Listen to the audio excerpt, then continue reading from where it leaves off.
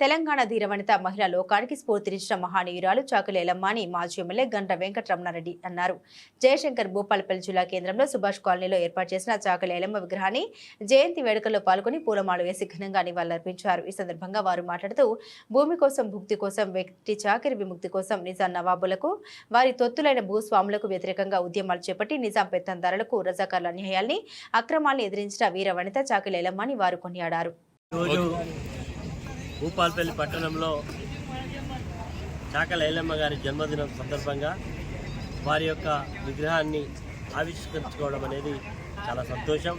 ఎందుకంటే ఆ రోజు కనీసం ఒక మాట ఎత్తాలంటేనే ఆ రోజు ఉండేటువంటి భూస్వాములు, పెత్తందారులు, నిజాంకు అనుకూలంగా ఉండేటువంటి వ్యక్తులు వ్యవహారం వారి యొక్క డైరెక్షన్ మేరకే అంతా కూడా జరిగేది. కానీ ఒక సాధారణమైనటువంటి పేదరికంలో పుట్టినటువంటి ఒక మహిళ ఆ రోజు తెలంగాణ ప్రాంతంలో ఒక్కొక్క వ్యక్తికి 10,000 ఎకరాలు, 20,000 ఎకరాలు, 1,00,000 ఎకరాలు, 2,00,000 ఎకరాలు అలాంటి పరిస్థితి ఉండేది.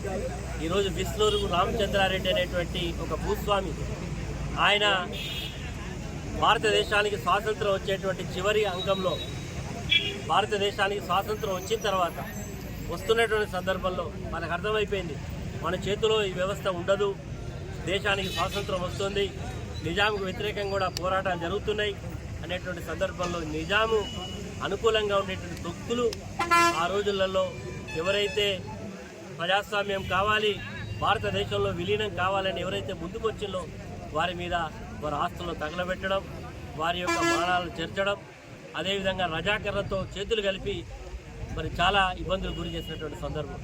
అయినప్పటికీ కూడా ఒక మహిళ వీరత్వంతో మరి ఆనాడు గుండు నడుముకు చుట్టి గొడవలు చేతబట్టి పోరాటం చేసినటువంటి నాయకురాలు చాకలి ఎల్లమ్మ గారు.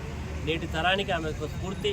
ఆమె భౌతికంగా మన మధ్యలో లేకపోయి ఉండొచ్చు, కానీ చాకలి ఎల్లమ్మ గారు చూపెట్టినటువంటి స్ఫూర్తి ఇప్పటికి కూడా మరి సూర్యచంద్రునంతవరకు కూడా చిరస్మరణీయంగా వారి యొక్క చరిత్ర ఉంటుంది. కాబట్టి ముఖ్యంగా రజక కులంలో పుట్టినటువంటి ఆమె ఈరోజు మా రజక సోదరులందరికీ కూడా ఒక స్ఫూర్తిదాయకంగా ఉన్నది. ఆమెను ఈరోజు వారందరూ కూడా ఒక ఆకులమే కాదు, ఎవరైనా ఆమెను కీర్తించాల్సినటువంటి అవసరం ఉంది. ఈరోజు ఆనాడు నిజాం వ్యతిరేకంగా పోరాటం చేసినటువంటి అనేక మందులు, చాలామంది ఆత్మ బలిదానాలు చేసుకున్నారు. మన ప్రాంతానికి ఒక చరిత్ర ఉంది. పరక్కాలలో 2వ జలియన్ వాలా బాగ్గా పేరుగాంచింది. ఆ రోజు నిజాంకు వ్యతిరేకంగా పోరాటం చేసి అనేక మంది అసూలు బాసిన్లు, అదేవిధంగా కూటిగల్లు, చేర్యాల ప్రాంతంలో, అదేవిధంగా కడివెండిలో, ఇట్లా చాలా ప్రాంతాలలో మరి నిజాంకు వ్యతిరేకంగా పోరాటం చేసి చాలామంది ప్రాణాలు అర్పించిండ్రు, చాలామంది ఆస్తులు కోల్పోయిండ్రు, ప్రాణాలు కోల్పోయిండ్రు, అనేక ఇబ్బందులు పడ్డారు.